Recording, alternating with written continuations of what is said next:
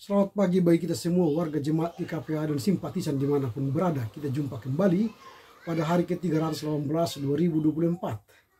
Sebelum kita mulai karya kita hari ini, marilah kita mohon hikmat bimbingan Tuhan. Kita berdoa. Damai sejahtera Allah yang melampaui segala akal, itulah kiranya yang memelihara hati dan pikiranmu dalam Kristus Yesus Tuhan kita. Amin. Firman Tuhan yang akan kita baca dalam hari ini tertulis dalam kitab Kejadian pasal 45 ayat 24. Kejadian 45 ayat 24, demikian tertulis, saya baca dari Alkitab Terjemahan Baru 2. Kemudian ia melepas saudara-saudaranya serta berkata kepada mereka, janganlah berbantah-bantah di jalan. Then he sent his brothers on their way and they left. He said to them, as you travel, don't be overcome with fear. Amen. Yang berbahagialah mereka yang mendengar serta memelihara kebenaran firman Tuhan. Tema renungan kita pagi ini, menjaga perdamaian dan tidak menghidupkan kembali konflik masa lalu. Menjaga perdamaian dan tidak menghidupkan kembali konflik masa lalu. Nah, hari ini mengingatkan kita tentang pentingnya menjaga perdamaian dan tidak mengungkit-ungkit masalah konflik masa lalu. Di tengah perjalanan kehidupan kita, seringkali kita dihadapkan pada perbedaan pendapat atau luka masa lalu. Namun seperti yang Yusuf nasihatkan kepada saudara-saudaranya ketika berjalan mau pulang, dia berkata, jangan berbantah-bantah. Artinya, menurut dia perjalanan bersama akan lebih ringan dan damai jika kita bisa meninggalkan pertengkaran dan memilih saling mendukung dan memperkuat tali kasih. Jadi berbantah-bantah dalam perjalanan akan membuat kita berat jalannya. Tapi berjalan dengan kegembiraan, melupakan masa lalu, itu lebih ringan rasanya. Jadi menjaga perdamaian berarti memilih untuk tidak memperbesar perbedaan. Dan atau kesalahan yang pernah terjadi itu kita lupakan. Lalu fokus kita ialah pada hal-hal yang menyatukan. Jadi abaikan segala pertikaian, perbantahan, fokuslah pada kesatuan.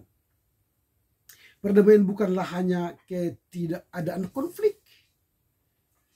Ia adalah niat aktif untuk menciptakan keharmonisan, saling pengertian, dan saling dukung dalam hubungan. Jadi menghidupkan kembali konflik itu seringkali membawa kita kembali pada perasaan negatif, seperti amarah, dendam, yang bisa menguras energi emosional. Dengan melepaskannya, kita memungkinkan diri kita dan orang lain untuk melangkah ke arah yang lebih baik, yang lebih bahagia. Sehingga fokus kita ialah hal-hal positif yang membangun dan bagaimana hubungan kita lebih kokoh, lebih kuat, lebih menyatu. Renungan hari ini mengajak kita untuk selalu ingat bahwa konflik atau pertengkaran hanya untuk menghambat perjalanan kita. Jika ada konflik di antara kita, di antara sesama kita, di antara keluarga kita, di antara sesama warga jemaat kita, di antara masyarakat, itu menghambat perjalanan kita. Seharusnya sudah kencang berjalan, menjadi lambat, loyo. Jadi hentikan. Mari belajar seperti Yusuf untuk mengampuni dan berjalan tanpa membawa beban amarah di dalam hati dan pikiran kita. So, kehidupan yang penuh damai akan tercipta ketika kita melangkah tanpa perselisihan. Jadi, apa yang hendak kita renungkan dari nas hari ini? Ada beberapa hal, poin penting yang perlu kita renungkan dan refleksikan dalam kehidupan kita sehari-hari. Apa itu? Yang pertama, pentingnya mengendalikan emosi dan ego. Jadi kendalikanlah emosimu dan egomu. Jadi Yusuf mengingatkan kita seperti saudara-saudaranya untuk tidak berbantah-bantah di jalan. Ini mengajarkan kita pentingnya mengendalikan emosi dan ego. Jangan cepat-cepat emosi. Jangan hanya memikirkan diri. Perjalanan bersama bisa penuh tantangan. Tetapi pengendalian diri membantu menciptakan suasana damai dan aman. Itu yang pertama, penting mengendalikan emosi dan ego. Yang kedua, memaafkan dan melupakan masa lalu. Yusuf menunjukkan sikap pengampunan yang luar biasa kepada saudaranya yang telah menjual dia ke Mesir. Tapi dia berkata, aku memaafkan kalian. Sehingga dia tidak pernah merasa disakiti. Meskipun dia merasa sakit kala itu. Ini menjadi pengingat bagi kita untuk memaafkan dan melupakan, bahkan menghapus kesalahan saudara-saudara kita yang lalu menjalin hubungan yang harmonis. Itu yang kedua, memaafkan dan melupakan masa lalu. Yang ketiga, mengutamakan persatuan dan kebersamaan. Konflik bisa memecah belah, tetapi pesan Yusuf adalah untuk menjaga persatuan. Jadi konflik itu bisa mencerai-beraikan kita, tapi persatuan dan kesatuan bisa menyatukan kita secara harmonis. Dalam hubungan baik itu keluarga maupun komunitas, kebersamaan lebih penting daripada mempertahankan perbedaan atau perselisihan.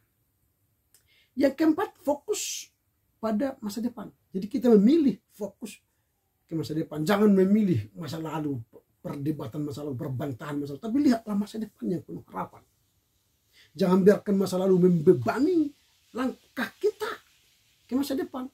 Kini kita diajak untuk lebih fokus pada perencanaan ke masa depan. Melihat masa depan, tujuan masa depan secara bersama. Daripada terus menerus mengingat masa lalu.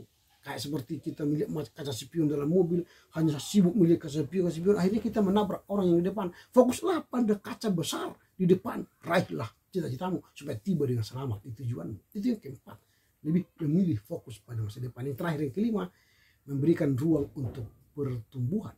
Jadi ada pertumbuhan. Daripada berbantah-bantah, lebih baik harmonis supaya ada pertumbuhan iman kita. Dengan tidak mengungkit masa lalu, kita memberikan kesempatan pada diri kita sendiri, pada orang lain untuk bertumbuh bersama. Ini menciptakan lingkungan di mana perubahan positif dan perkembangan pribadi terjadi tanpa dihalangi oleh kesalahan-kesalahan sebelumnya. Jadi apa yang hendak kita renungkan dari nafas ini? Pertama, pentingnya mengendalikan emosi dan ego. Kedua, memaafkan dan melupakan masa lalu. Yang ketiga, mengutamakan persatuan dan kebersamaan. Yang keempat, memilih fokus pada masa depan. Yang kelima, yang terakhir, memberikan ruang untuk pertumbuhan. Karena itu renungan ini mengarahkan kita untuk bersikap rendah hati, kesediaan berdamai, tidak terjebak pada konflik masa lalu, tapi fokus pada tujuan bersama ke masa depan. Amin. Kita berdoa. Terpujilah Engkau Bapa, karena firman-Mu hari ini mengajar kami untuk menghindari konflik, tapi fokus pada persatuan, kebersamaan, sehingga kami melihat masa depan lebih baik. Ajar kami untuk mengerti firman-Mu dan melakukannya dalam kehidupan kami sehari-hari. Dalam Yesus Kristus. Amin. Selamat berkati untuk Tuhan. Tuhan berkati. Horas, horas, horas.